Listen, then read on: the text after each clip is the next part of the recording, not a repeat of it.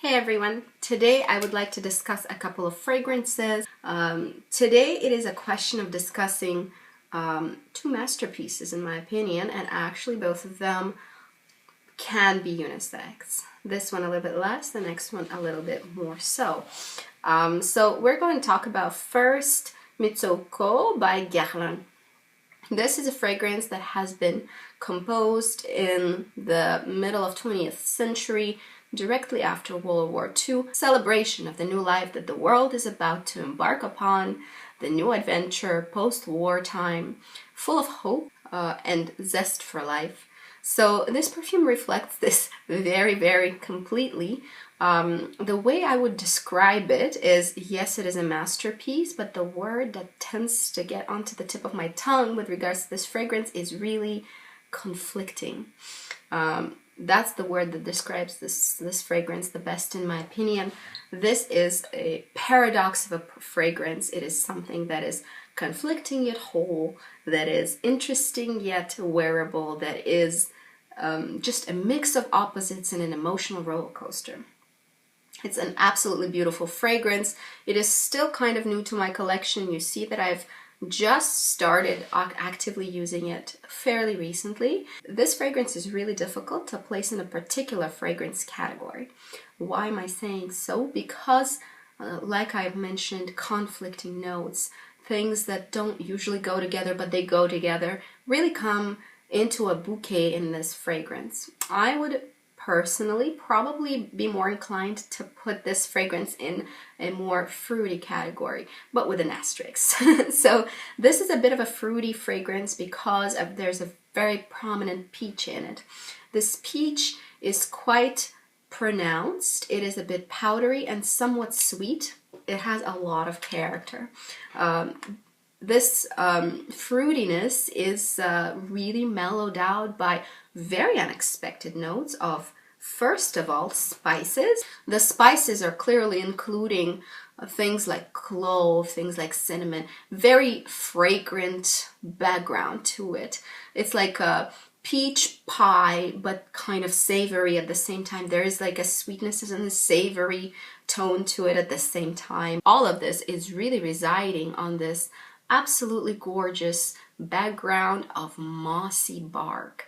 It's beautiful. There's a woody quality to it, but it's not a woody fragrance. It's just there for support. It's there to hum in the background, provide the subdued class, the Guerlain signature to it. There's not a Guerlainade in this fragrance. It wouldn't be suitable to have Guerlainade here. It's really a celebration of opposites. It's this conflicting emotional roller coaster this fragrance takes you on.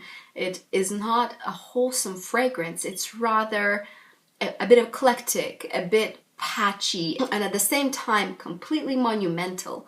Very, very interesting fragrance. It's like it's turning different facets of itself towards you, showing you different sides. It's like a million different people are wearing this fragrance, and it has a million different faces. It is so versatile because of that. That's what it's saying. It's saying, look at me, I have so many faces. I have so many things to say. I have so much life to live ahead of me. Blasted on full volume. That's what this fragrance is talking about. The lasting power is very, very good. Sillage is sort of medium to strong, so be careful. Don't overdo this fragrance.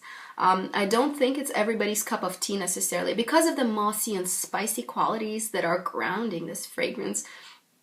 Very definitely. I think it is actually possible for a man to wear this fragrance and for it to be quite organic and natural sounding on his skin. But it's not a manly fragrance for sure.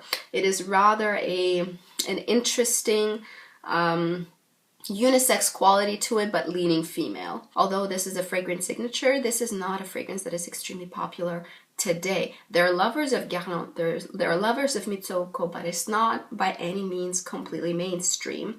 This is not everybody's cup of tea. However, I do think it's very wearable. It's agreeable, it's wearable, it's not difficult to pull off whatsoever. I wear it for work and it's not bizarre, you know, it's not so vintage or odd that it's going to raise eyebrows or ask questions. Really quite a wonderful find, very, very interesting, very worthwhile in my opinion. The next fragrance I want to talk about is Bvlgari Black. This is a classic unisex fragrance from Bulgari that was initially composed in 1998. Beautiful, beautiful concoction, and I will tell you why. Whatever your gender or sex is, you go and sniff it out and see if it suits you, because this is a magical, very, very high patronage, very, very exclusive smelling fragrance. It has the same quality to it as Fahrenheit has, which is also, of course, a masterpiece. In Fahrenheit, it's the diesel, it's the benzene, the fuel that is giving it its absolute uniqueness. Here, we're talking about tires, people. Just check out the bottle. The bottle reflects exactly the fragrance. But why do you want to smell like tires? I will tell you now why you want to smell like this. Because this is an absolute masterpiece. It's fantastic. This is one of the most interesting vanillas I've ever put my nose to. Vanilla in here is a true ground vanilla fragrance. This is not a cake. This is not vanilla that is in sweeties. No, this is not. This is a bit of a drier, sort of natural vanilla fragrance. And the sort of background on which this vanilla really opens its wings and flies is the leather, along with a bit of tea, but this black tea, to me, it's listed I think as green tea, but really to me that's black tea. It kind of warps with some other notes to produce this very interesting rubber quality of slightly burnt tires, perhaps.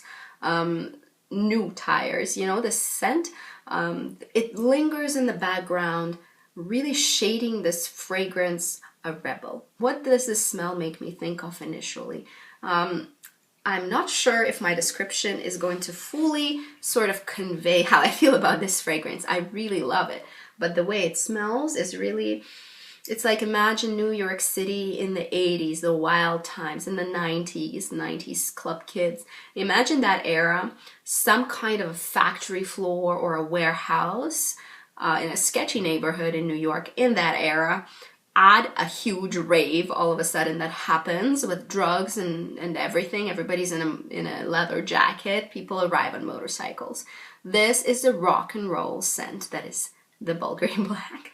The real throwback to the punk, the real throwback to glam rock, all of that with the grunge peppering all over it, sort of reflects Bvlgari Black. It's leathery and raw, but at the same time refined, very urban fragrance, very, very urban, very edgy.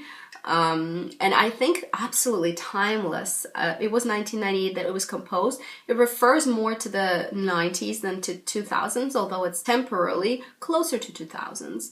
But really it's a reference to the 90s, and it's a beautiful reference to the 90s.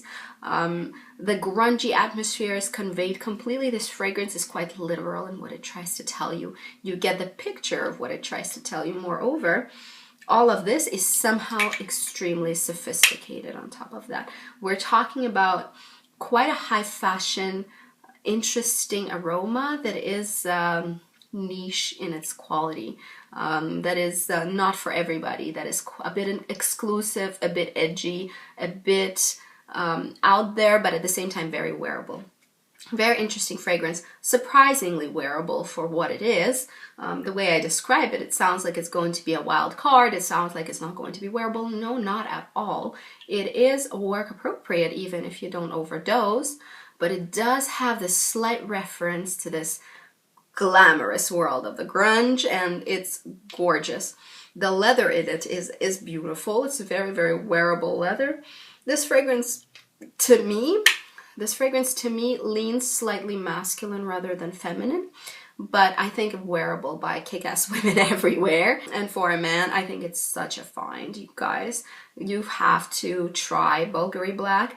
It is the bad boy scent. To me, it is bad boy or bad girl, or at least somebody with a shady past, slightly shady past, but right now they're doing well kind of scent. You know, it's such a referential perfume, really a landmark of its time in my opinion. A lot of fragrances reference that one. It's quite unique though. I think still on the market, it's one of the better fragrances with this industrial take on it, with this urban jungle idea that the nose tried to really get through, and I think they did fantastically. I think the packaging reflects the scent absolutely perfectly. It looks like a tire around the bottle. The scent of it, I think it's a must try for lovers of leathery, edgy fragrances. This is quite good. That's it for today. I hope you enjoyed my little review about the two perfumes that I've been really obsessing over lately. I hope you have a good day. Bye bye.